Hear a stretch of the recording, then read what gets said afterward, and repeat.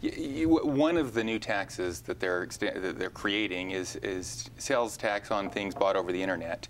The problem is that because sellers are out of state, constitutionally, we don't have any authority to impose a sales tax on them. So they have this creative theory, the majority that is passing is that they just want the out-of-state sellers to report to the state of Colorado what people buy from them. This is really aimed at... But you can't even enforce that, can you? It's a good question. You probably can't, but right now they're going to try. But here's how out of kilter this grab for money is. So you remember the cry and criticism when the federal government, to stop terrorists, wanted to subpoena your book purchase records, and people said that's big government snooping. There was a case in Colorado where the Supreme Court said that drug enforcers couldn't subpoena book purchase records to find out if a guy had bought a book about making meth, because that's government snooping. This was the famous case in the Cover Bookstore case. Right. So government trying to find out what books you're reading to stop terrorists or to stop drug dealers, that's big government snooping. But government trying to get a list of everything you've bought from Amazon.com or from Fredericks of Hollywood or from Victoria's Secret, that's just good money grabbing. I mean, they are completely off their bases and their principles in the name of gathering up more money. My 7-year-old daughter, when I explained to her that the governor wants to raise taxes on candy and soda, she said, and I quote verbatim, "Daddy, that's crazy.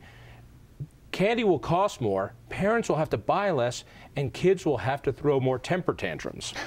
Now, I think she got this. I heard that PepsiCo says that if this passes, they're going to have to lose X amount of jobs. This was a press event that they did.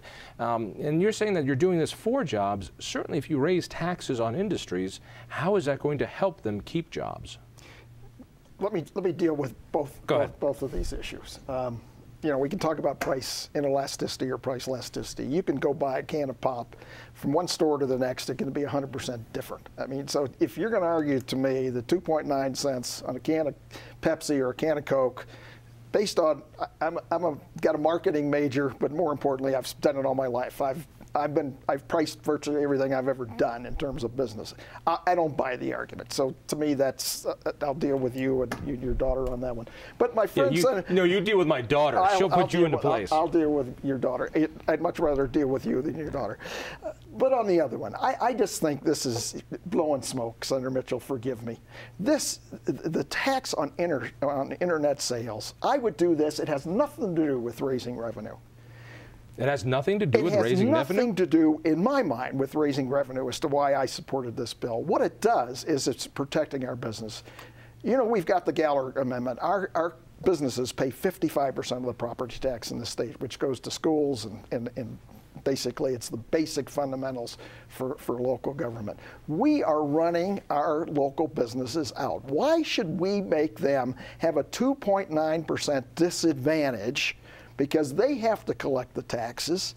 You know, one of the booksellers in Boulder basically told a friend of mine that, look, people come in here with their BlackBerries, look at what I'm charging for a book, and then look at their BlackBerry and leave. Well, yeah, that's fine. If they can buy it for $10 versus $11. Go competition. But I don't want it to be because of the tax.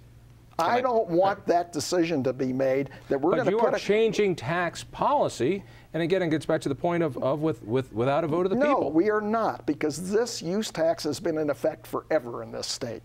This is the use tax. We're basically saying if you buy your car in Wyoming right now and bring it into Colorado, you're going to pay taxes on it. You probably know that. And this is a use tax. This has been in effect. We're not raising taxes. We're not raising taxes. No, this is the one we are collecting the tax that was already due. This is the one that's easier for me. This is a small business. This is a Main Street bill, John. All right, my turn. Rollie's motives may be to protect local business from out-of-state competition. The governor proposed this bill, and others are supporting this bill to raise more money. Be that as it may, even if it's about local protectionism, that's not a good reason to snoop on people's reading habits. If it's an affront to the Constitution that I want to find out what a terrorist has bought from a bookstore or what a drug dealer has bought from a bookstore, then it's an affront to the Constitution to try and find out what you and I and our neighbors are buying just so we can try and charge a tax on it. And furthermore, there's a very good reason. There's a very good reason why we charge taxes of local businesses that we don't charge of out-of-state sellers. Local businesses are here. They use services here, police protection, fire protection, local property management, and so forth.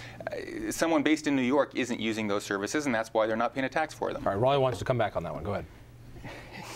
Well, John, to get, excuse me, Shawn, Senator Mitchell, I guess I should say. You're not in the chambers right now. You don't. Hi, Rollie, I'm Shawn. You don't have to do that phony baloney, the Honorable Mr. Mitchell crap. How do they get the product to your door to start with? So they're using the road, so don't give me this. Also, the bill says all they do is give you a total. If you bought $550 for Amazon.com, that's what the notice says. Yes, it goes to you as to what you buy. We've only got a handful of minutes left here, but let's get back to this. Out of all these bills, which one is to you the most egregious? I think the one that's going to hurt the economy the most is the new tax on energy that all business uses, the electricity for offices, for manufacturing, for agriculture. That's going to add a toll gate to everything that gets produced in Colorado and drive up costs. If any business right now is on the margin, that new tax on its energy consumption could be what pushes it over the edge. To me, the worst policy is trying to collect sales tax on the internet, both because it's choking the new frontier in the way that we're innovating and buying and selling, creating new markets, but because of the gross invasion in privacy in needing a list of what people buy. Now, Senator Heath says that it's only a total, but in fact, for the government to enforce it, they have to get a list of the books. What's the positive side of this? When you say that we need the money, we're in a crisis, do you have any concerns about this, or these changes you would make whether or not we were flush with money? No, these are not changes I would make that were flush with money. I didn't like doing any of them. Are you willing to put a time limit on them, or well, some sort of? Some of them have time limits, and these are by statute. They're not like Tabor. They're not constitutional. Almost all of them they made permanent on the floor. The Republicans argued to make it temporary. If we're in a temporary budget crisis, then we should make these tax increases temporary. They voted no, and they made them all permanent. But the point being, they're statutes. They can be changed at any time. So, yes, this was not an easy decision. In fact, I've been working on this since summer, so it's taken me all this time to come up with bills that I felt comfortable as a person to bring forward. I think in the grand scheme of things, balancing doing this against devastating, particularly K through 12, I opted that this was the way we should go. All right. And my predictions are, you're going to get them all passed, at least those 9 of them. I think you're going to get most of them passed. And my guess is, tell me if I'm wrong, it'll be on a straight party line. Will Republicans stay in? And we've got just 10 seconds left. It'll be a straight party line, except that 2 or 3 of their moderate Democrats, they'll let vote against it to protect them for the elections. Really? Good point. Senator, thank you. Let's talk about that pothole next. Senator, thank you, and thank you. Tell a friend about the Independence Institute, independenceinstitute.org, and we'll see you next week.